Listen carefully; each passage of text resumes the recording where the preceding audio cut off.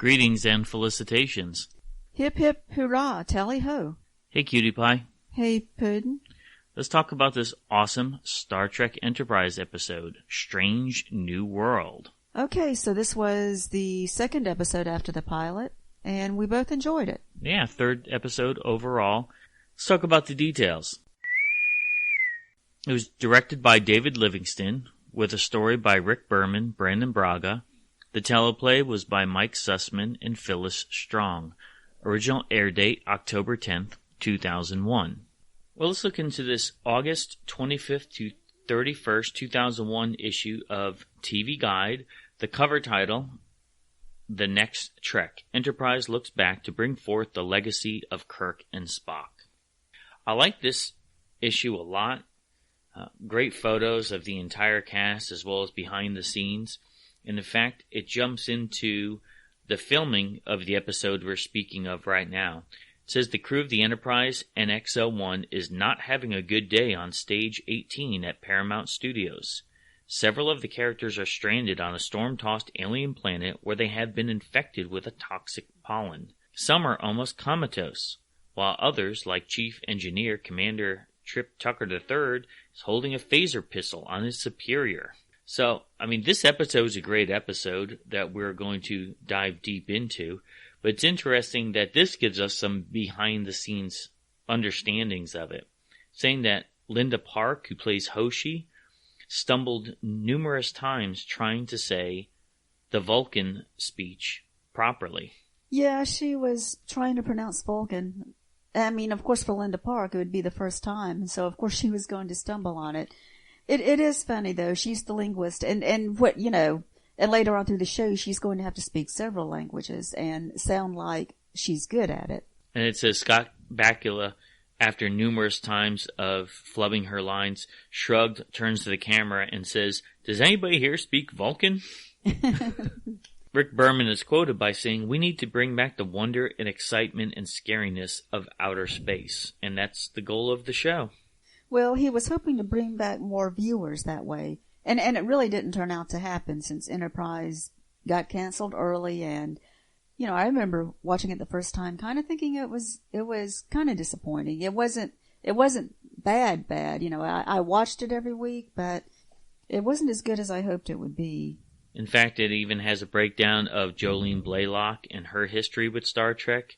At the time of filming, she was 26 years old, but she said she grew up being a Star Trek fan, watching it with her family. Well, that was cool. So she got to play probably the part of her lifetime.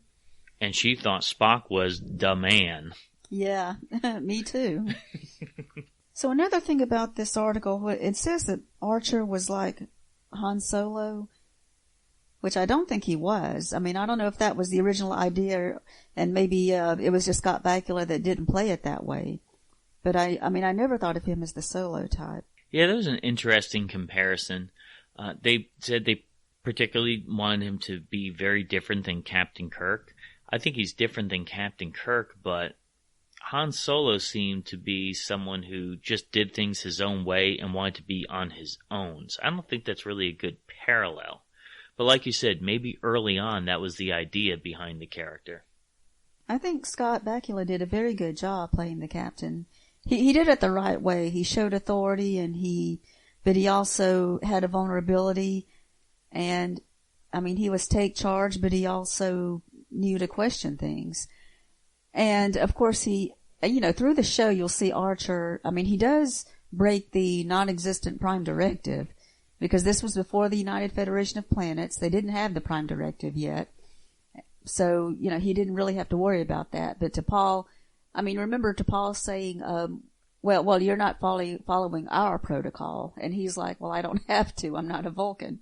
Yes, and I think that's one of the best things about this show. It's that it's giving us an idea of the core things that we expected in Star Trek are missing from here. And the article goes on to say that holodecks are not on this Trek. You got to think of, at that time, the holodeck episodes in Star Trek, whether it be Next Generation, Deep Space Nine, Voyager, they were popular because they deviated from the norm. There would be none of that here. So it was bracing viewers of, forget it, this isn't going to happen. This is a very early stage Starfleet. And also saying that they had the metal plating instead of shields, and they had grappling hooks instead of a tractor beam. Those were good ideas as far as trying to make it more primitive, but still more advanced than what we have today. I mean, some things they did well with that. Other things like showing Dr. Phlox's technology in sickbay sometimes looked more advanced than what they had on the original series. Okay, now this is another reference to something that I was wondering if they had the idea of early on, they just didn't develop it further. It says, like James T. Kirk, Bakula's character will also be a red-blooded skirt chaser. In fact, homages to classic series are everywhere, from props to return of popular alien species. Now we saw that, the props that were reminiscent of TOS, such as the science viewer that pops up, or Andorians and Orions as time goes on. But I never viewed Scott Bakula as a skirt chaser. No, I didn't either. I think they dropped that early on. They must have, yeah. I mean, they needed to make him a more mature captain. And then the rest of the article is a series of pictures showing the engineering, the consoles, the bridge, and it shows how wide the bridge is as opposed to deep. And that's one of the things that's really unique about this bridge. It's not as big as what we've seen on the other shows, but it's still a good sized bridge, and it's still because it has different levels, that can make it seem less spacious, because you can't just walk straight. You have to go, you take a few feet and then you have to step up or down. It was very different in that way, but it was also, they're saying that the bridge had a higher ceiling than the rest of the ship, like walking down the corridors, that was a lower ceiling. Yeah, interesting.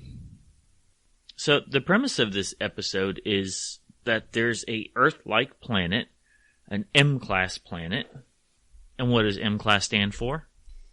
Minshara, which we just find out on this episode. They've said M-class all through Star Trek.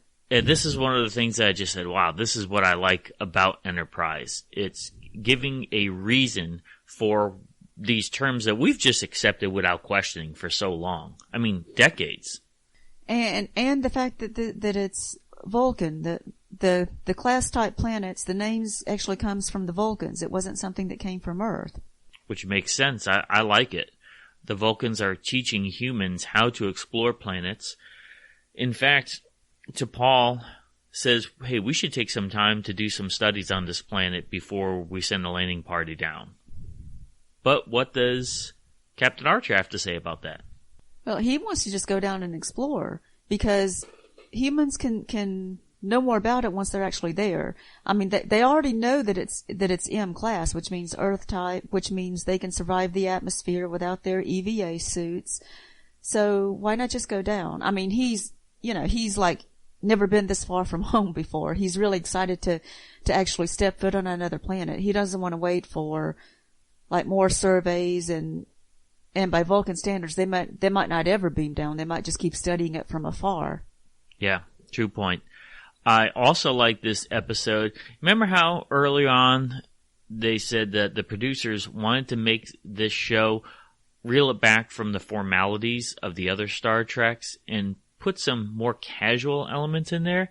This is the first time we see ball caps on Enterprise while they're in uniform. That was a nice touch, just to have it, I guess, be out of uniform. I mean, what if Picard wore a ball cap? It would look strange. Captain Kirk wearing a ball cap. I mean, but this, it kind of fit because you get that aviation, that NASA feel to it, because it's very common for modern day NASA to wear ball caps indicating what their ship is on there. So we see the NX-01 logo. The Enterprise crew could make it look like part of their uniforms. Yes. That's what was cool. Mm-hmm. Now, what do you think about the premise of this episode? It was enjoyable. I mean, it was down to earth. You think it's kind of plain. It's not as much of a science fiction concept, but it worked because Star Trek is about exploring the characters. And so we got a good examination of these people going through something, like they didn't know what was affecting them. They didn't even know they were being affected by something outside, but it was just interesting to see the dynamics of the humans. Basically, all the humans suspected the Vulcan T'Pol. and to see and all of their prejudices come out. This is just about what they had already been thinking anyway. There was already so much enmity between the humans and Vulcans. So it's one of those things that, because it's a new area of exploration, a new era, I should say, of exploration, we know that later on they would do scans at a much faster rate. It wouldn't take them a week to do these scans, but there were some kind of particles in the air that was affecting their mental state. I like the idea that they were camping. There was no transporters. We actually saw them land with a shuttle pod. I mean, there were a lot of things in here that it totally made sense as pre-TOS, that this is what exploration would be like. They would have to rough it for a little while. But then once these elements started affecting their brains and started causing paranoia and various delusions amongst the crew, I almost think it had kind of a supernatural horror element to this episode. Because the people had these illusions of seeing rock creatures, and it was nighttime, so they seeing these horrible illusions. It was very much like a horror movie. And when we're watching, it was great the way they built up the tension. Like, we don't know if this is real or not, and we're kind of thinking it's real at first because we see what they see. Oh, there was something there. There was a person there, or a thing, or something walking. We saw it in the shadows. And so it's just what Trip saw, and it's what Mayweather saw. Yes. This is one of the things that it's sad, but it does explore the human element of prejudice. It shows that they were still not trusting into Paul, and they were looking at her as the enemy. And the prejudice came out that way, being against the one that was of a different species, instead of some other modern thing like white against black, but this was more humans against the Vulcans. And it was gang up prejudice too. Once one said it, then another said it, and then they planted that thought, and wait a second, now they're all thinking that. So it shows humans still have a long way to go. And it had already been set up on Enterprise about the humans and Vulcans not exactly trusting each other. Yes. And here's where it comes out, where they can really say what they've been thinking. Mm-hmm. I love Captain Archer is turning into be one of my favorite captains. He's so reasonable. I like it how he talks Trip down. He builds on past experiences of trust with Trip. It is interesting how the captain, Archer beamed down to the planet at first. Well, not beamed, of course. Went down in the shuttle, and then but he went back up before he was affected by it. So, I mean, I think they did it that way because he wanted to be the one that was he was the most excited about I keep saying beaming, but going down to a new planet.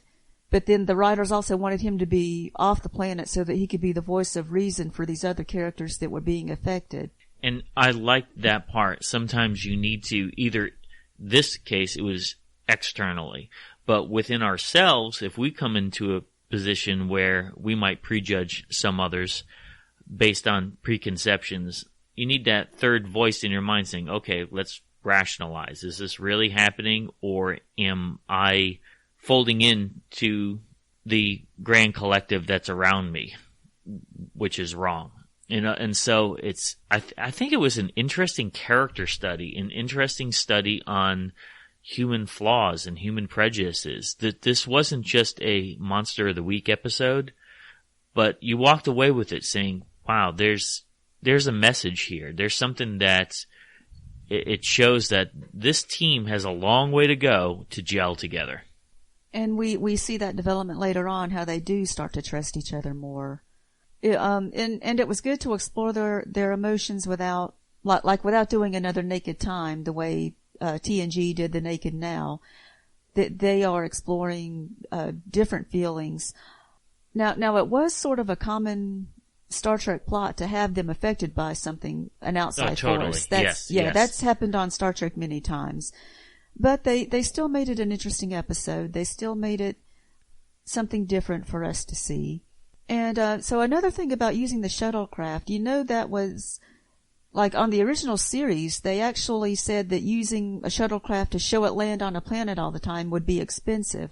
They actually invented the transporter out of budget needs for the original series. That's true, yes. And so now on Enterprise, which is supposed to take place before the original series, they actually do have the budget now to show a shuttle pod landing on a planet every week if they wanted to. I'm still not convinced. I mean, I think it's just so odd. We're used to seeing a shuttle in a shuttle bay. How they connect to the shuttle pod is so strange to me. You know, that tube. The way they show it. I don't get it. They kind of show it upside down and connecting, which it has that little connection in a funny way. It's very odd. Unfortunately, we collect a lot of Star Trek books and blueprints, and once this era of Trek comes around, there's very little things to buy, and which I'd like to see the development of the different types of shuttles and how they've changed over time within this series. We see it in Next Generation. Next Generation has some different configurations. TOS has the same one, but there's very little information that we could find about Enterprise in general as far as purchasing books and layouts and things. I do like the design of the shuttle, though. I'm glad we got early on some shuttle scenes landing on a planet.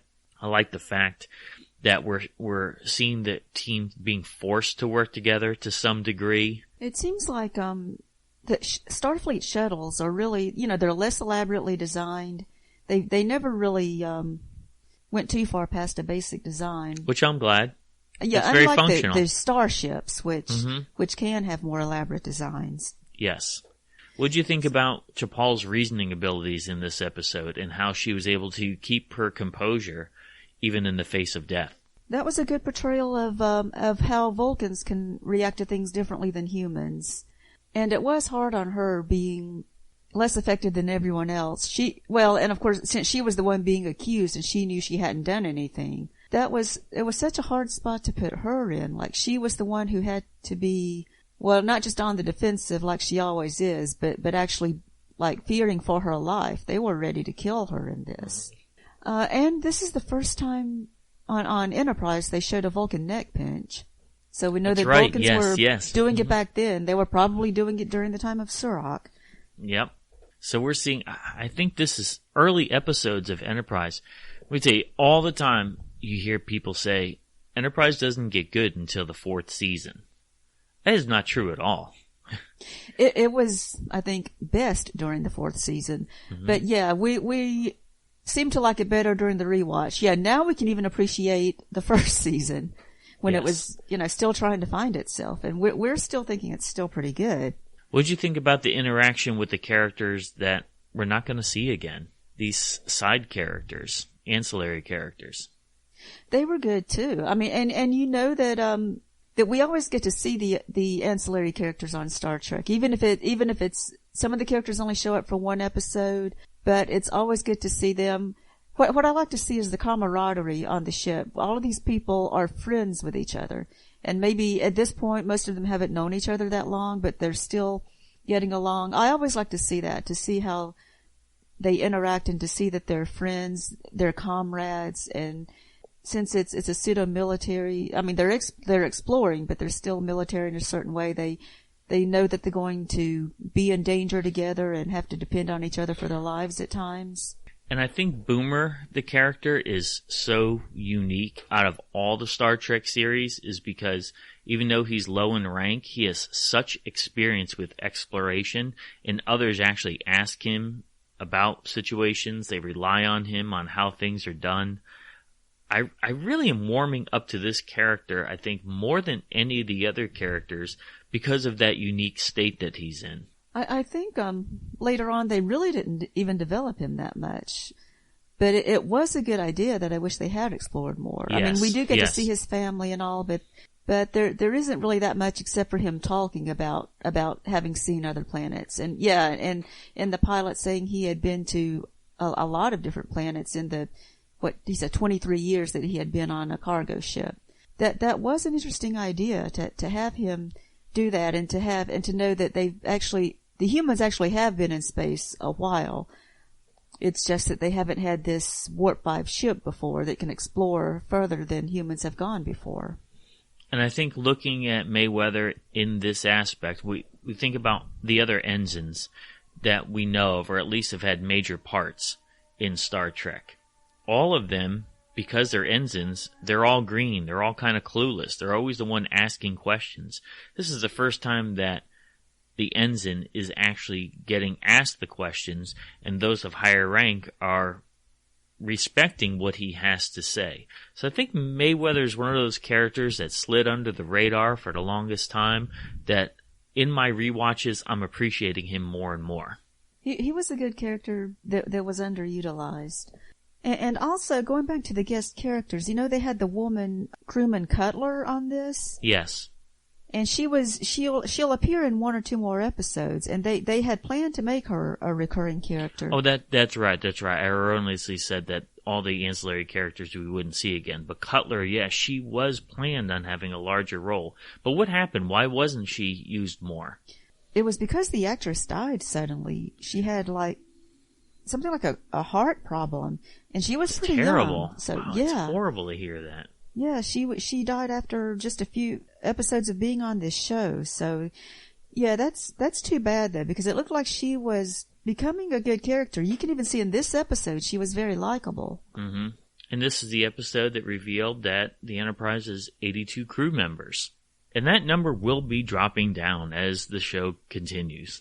Yeah, that gives you some idea. It's a small ship compared to the Enterprise under Kirk that had 430 people.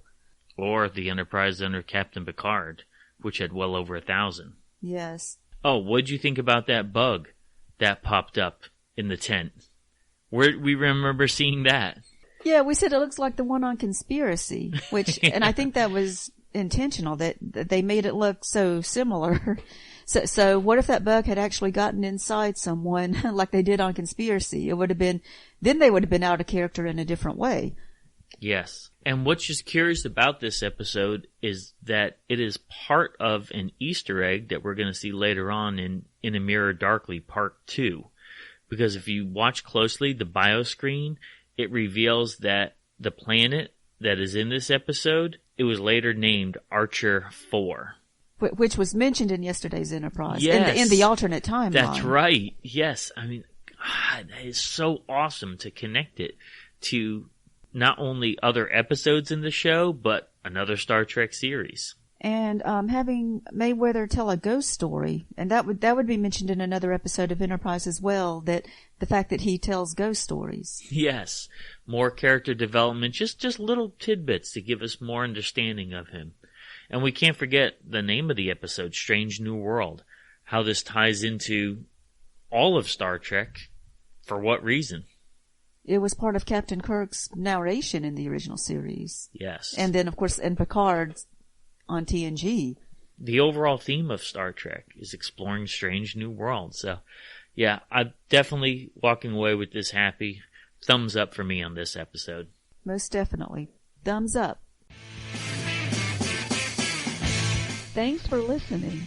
Make sure you hit that subscribe button and join our Facebook group. Live long, and may the Force be with you. Nanu Nanu.